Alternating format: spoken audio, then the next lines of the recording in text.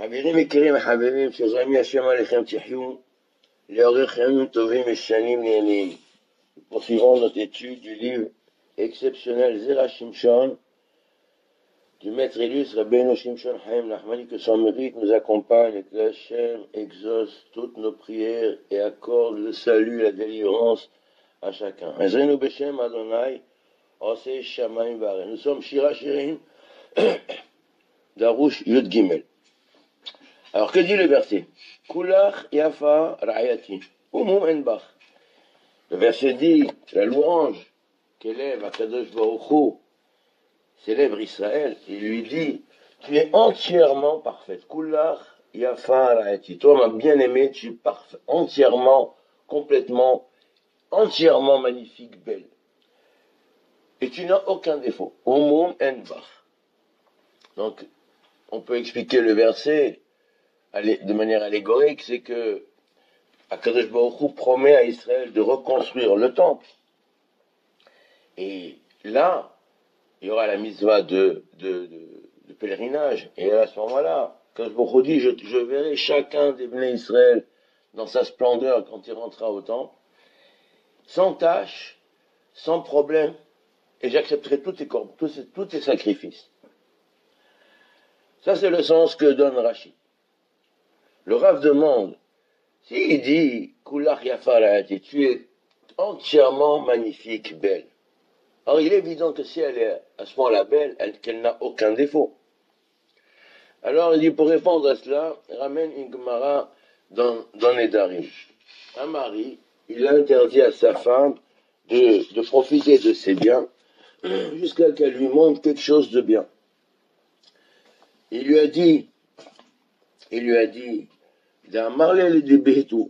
à son épouse, Konam shi atne nitli, chetiri mum yafe shebach. Il lui a dit, tu n'as pas le droit de jouir de tout ce qui m'appartient, jusqu'à ce que tu me montreras un défaut qui est bien, quelque chose de bien en toi. C'est-à-dire, elle était tellement remplie de défauts corporels, etc., qu'il voulait voir le meilleur défaut, le moins moche, le plus beau des défauts.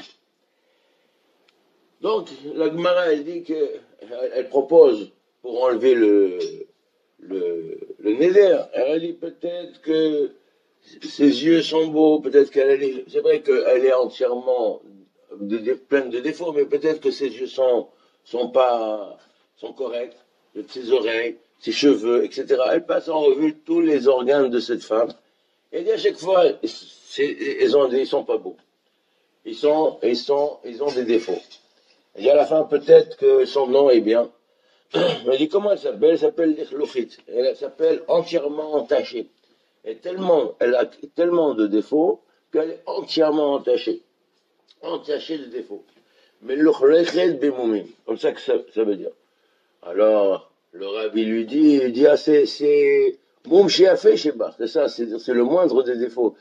Ça veut dire que le nom lui convient. Donc en vérité, la Gemara elle dit que voilà que ce nom, qui veut dire l'Echlochit, alors il est bien pour elle, c'est-à-dire que ça cache un peu les défauts. Ou bien on pourrait dire que ce nom-là, Amarlaim Yafé Korim Mota l'Echlochit, Shi'im Elochet Vesharia. Elle est entièrement plein de défauts. Alors, puisqu'elle a entièrement de défauts, dit Rashi, que au départ, le néder, il ne pouvait pas prendre effet. Mais Rashi Piresh, Zi Hashem y a fait là. Dehaïnou, Fadin, Imoum y a fait Sheba. Elle est entière, comme elle a entièrement plein de défauts. Donc, le néder, il n'aurait pas pu prendre effet sur elle. Donc, le nom qu'elle porte, il est bien. C'est ce qu'il va appeler le meilleur des défauts. Donc, c'est le nom, il lui convient. Mais la Chen Amar Akatou, c'est pour ça que dans notre pasuk, d'après cette Gemara, pour ça que le pasuk, il dit ici, Kulach Yafayan Rayati. Toi, Akadosh Baruch Hu dit à Israël, tu es entièrement parfaite, belle. Et cette beauté, c'est une vraie beauté. C'est pas une beauté au sens figuré. Si on va te louer, et on va dire que tes yeux sont beaux, que tes cheveux sont magnifiques, etc. Chaque fois qu'on va dire sur un organe et un membre, ta silhouette, etc., qu'elle est belle, elle est vraiment belle, c'est pas pour cacher autre chose. Et l'oshi eshlach mumim yafi. C'est une vraie beauté absolue, c'est pas que c'est le moindre des défauts. Comme il dit ici, moum yafi shebach. C'est Rabbam. Parce qu'il continue, il dit Umum enbach. Il n'y a aucun défaut en toi. Inami, ça veut dire que même ton nom, il traduit que tu es belle. Inami, kulach yafalatir, af Hashem shelach, hu, moré ala yofi. Ton nom lui-même traduit la beauté, la splendeur et la perfection. Vizé ou amum, c'est ça ce que le moum, elle n'a pas de, même son nom, il correspond exactement à la beauté, il traduit la beauté. Autre explication. Bederech acher yadoua. C'est mi she'oseh teshuva. Celui qui fait une repentance, il se repent par la crainte de Dieu. Alors qu'est-ce qu'il est dit? Il est dit à ce moment-là, les fautes volontaires, ils deviennent comme des fautes involontaires. Zedonot na'asulo keshgagot. Mi sheshav me'ava. Maintenant, celui qui fait tchouva par amour, donc une madriga beaucoup plus grande, na'asot lo kezachiot. Les averot volontaires, les transgressions qu'il a fait volontairement, elles seront considérées à présent comme des mitzvot. Quand avant il a mangé du taref, maintenant c'est considéré comme s'il a mis les tefilines. Comme la Gemara, elle dit en maskana de Perek Yoma, la Gemara dans Yoma. On me dit, c'est-à-dire Kra Lomar, Yafa, et comme le pasouk, il est nécessaire de se mentionner dans le pasouk qu'elle est belle. Je m'amina, Yasa Kadater, Sheena Yafa. Donc j'aurais pu penser qu'elle n'est pas belle. Une femme belle, tu n'as pas besoin de lui dire qu'elle est belle. Elle est belle déjà. Une fille Shayou, là, Averod, Methaïla. Pourquoi j'aurais pu penser qu'elle n'est pas belle? Parce qu'au départ, elle a fait des fautes. Et là, mais à présent, elle s'est repentie. Alors elle a fait tchouva. Le Karkulach Yafa. C'est pour ça que maintenant elle est parfaite. Elle est entièrement belle. Elle a plus de Averod volontaires. Les skis en tâche, c'est les fautes volontaires qu'on a fait. Les transgressions, les rébellions. Mais l'Odaï chez Enlach, et c'est pas le dire, ne dit pas uniquement qu'elle a plus des Averot volontaires. Ah, peut-être qu'elle lui reste des Averot involontaires, puisqu'elle a fait tchouva peut-être, mais ira. On a dit, si elle fait tchouva par la crainte, les Averot volontaires, ils deviennent comme des Averot involontaires. Il dit ça, même ça, non. Pourquoi? Moum Enbach, et tu n'as même pas de défaut. Ça veut dire qu'un philo chez Gagot Enbach, tu n'as même pas des Averot involontaires. Pourquoi? Parce que quand tu as fait tchouva, tu fais une tchouva par amour. Et que moi, je suis Makatou. Iti Melevanon Kala, Iti Melevanon Tavoï, il lui dit, tu viens du Lébanon. Alors, il mentionne ici à plusieurs reprises le Lébanon. Alors, pourquoi il y a une répétition? Tu viens en Lébanon, Tavoï, 2 fois il est marqué, tu viendras. Alors, le Lébanon, c'est quoi? Il fait allusion au blanchiment des Avérotes. Les Avérotes, elles sont comparées, symbolisées par le rouge. Et le Lébanon, il transforme le rouge en blanc. Donc il blanchit, il rend pure la pureté et la transparence de la Avéra. La tache est complètement disparue.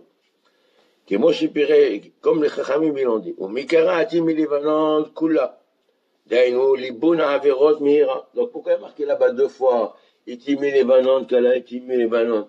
Alors pourquoi 2 fois il est répété? Parce qu'une fois, la première venue, la première étape, elle a fait la tchouva Mira.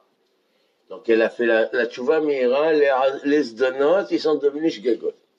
Et après elle passe à l'étape supérieure, elle fait la tchouva Me'ahava, alors à ce moment-là, la deuxième venue, elle fait que il n'y a plus aucune trace des Averot, aucune scorie, et tout ce qu'elle a fait précédemment, toutes les Averot, ils sont comptabilisés comme étant des mitzvot. C'est pour ça que le pasuk dit, Au monde, tu n'as aucun défaut. C'est-à-dire qu'on arrive à atteindre une madriga où il n'y a plus aucune allusion, mention, il n'y a plus aucune trace des éléments négatifs dans l'âme Israël. Il s'agit du nettoiement total, de la tchouva parfaite. Donc non seulement dans les actes, on aurait pu aussi enseigner que tu es belle dans l'accomplissement des mitzvot. Au moment et tu n'as aucun défaut. Ça veut dire que toutes les mitzvot, c'est pas seulement la manière d'accomplir les mitzvot, tu accomplis les mitzvot. Donc tu fais toutes les mitzvot. Tu ne fais aucune transgression. C'est dans les actes, la pratique. Au moment et tu n'as aucune midara. Tu n'as ni l'orgueil, ni la suffisance, ni la colère, ni le mépris, etc. Tu es parfaite, sans aucun défaut, c'est les midot raot. On peut ajouter que l'accomplissement, tu fais l'accomplissement des autres de manière parfaite. Toutes les mitzvot sont accomplies, sans en oublier aucune. Mais comment tu les fais? Sans aucun défaut. Ça veut dire, quand tu accomplis la mitzvah, tu l'accomplis avec ferveur, passion, ardeur, enthousiasme, amour, volonté. Tu as investi dans la mitzvah toute ton énergie. Et c'est la mitzvah, elle te permet elle transporte l'homme vers les hauteurs. C'est pour ça que le pasteur dit Kula riafar ayati au moment bar, aucun défaut. Donc parce que comme il dit Messiah Tesharim, si quelqu'un il fait une mitzvah, et il fait la mitzvah de manière imparfaite, alors il est associé dans la mitzvah avec le Yetzirah. Il est l'associé, c'est-à-dire qu'il fait une mitzvah et il grogne. Il fait une prière, il fait la prière sans mettre la kavana, en bâclant. Alors le Yetzirah, il est associé avec lui. Il fait la mitzvah, mais elle est entachée. Donc il est associé avec le Yetzirah. Ça ressemble à quoi? Ça ressemble à quelqu'un, il vient, je vous invite à la maison, j'ai un grand chef qui va faire un repas et un menu gastronomique. Et il présente cela à ses invités.